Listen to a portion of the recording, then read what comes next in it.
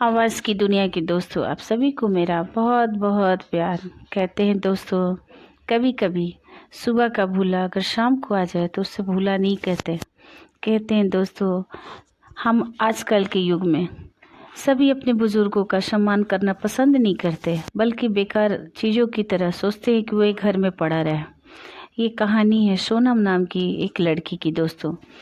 वो बिल्कुल अपने किटी पार्टियों फ्रेंड के साथ मौज मस्ती में व्यस्त रहा करती थी। क्यों? क्योंकि उसकी मम्मी भी पूरे समय किटी पार्टी अपने दोस्तों में बाहर ही रहा करती थी। घर में तो बस एक बूढ़ी दादी माँ थी जो ये सब देखती लेकिन कुछ नहीं कह पाती।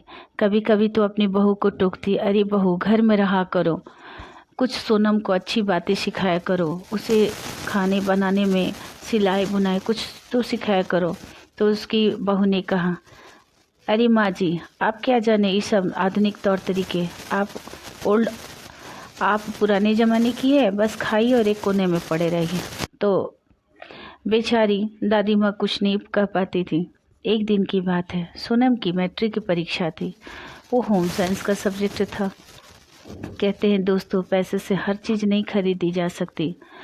तो क्या हुआ कि उसकी परीक्षा में कुछ ऐसी सिलाई, कहते हैं कुछ टफ उसको सिलाई बुलाई, और उसके अलावा कुछ अच्छी अच्छी डिशेस बनाना था।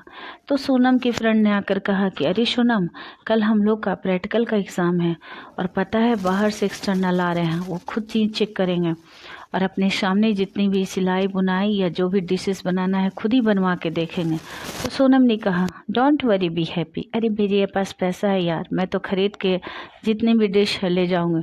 तो उसकी फ्रेंड ने कहा, खबरदार ऐसा कभी नहीं करना, क्योंकि वार्निंग मिला है कि बाहर से कोई भी लड़कियां कुछ भी नहीं खरीद के लाएंगी और नहीं रेडीमेड कुछ खुद ही बना के दिखाएंगी, तभी नंबर मिलेगा, नहीं तो निकाल बाहर होगा।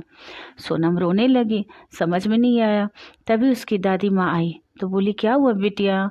सोनम, जो अपनी दादी माँ को कभी मान नहीं देती थी, हमेशा नेगलेक्ट करती थी, प्रणाम तो दूर की बात है, वो रोने लगी। फिर बोली कि दादी माँ, कल परीक्षा है, मैं क्या करूँ?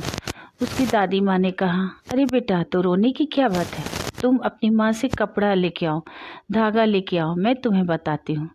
सोनम, उसकी माँ को तो इस सब से कोई मतलब ही नहीं था। सोनम खुद बाजार से जो भी दादी माँ धागा कही, फ्रेम कही, कपड़ा लाई, सब ला के दी। दादी माँ ने उसे आधे घंटे में एक से एक स्टिच बताना शुरू किया। फिर उसको ऐसे ऐसी बढ़िया डिश बताई जिसको सोनम कभी नहीं चखी थी, नहीं सुनी थी। बहुत अच्छी अच्छी तरह की व्यंजन बनाना सिखा दिया। फिर बोली, बेटा डोंट वरी, बी हैप्पी। बेटा, कितना भी संकट आए हमेशा धैर्य से काम किया करो। दादी माँ को ये कहते सुन सोनम हैरान हो गए। फिर बोले, दादी माँ, आप तो इतनी सीधी सादी चुपचाप ओल्ड, हम लोग तो आपको ओल्ड समझते थे कि ओल्ड आप हैं, आपको तो कुछ भी नहीं आता, लेकिन आप कहाँ से ये सब जानी? तो बोले कि बेटिया, मैं भी एक लड़की हूँ, मुझे भी मेरी माँ ने शुरू से ही सिलाई, कढ़ाई, पेंटिंग सब कुछ सिखाया बेटा। और फिर सब कुछ जान के भी मैं चुपचाप कभी दिखावा नहीं की। तो सोनम ने कहा कि दादी माँ, लेकिन आपने ये बताया क्यों नहीं?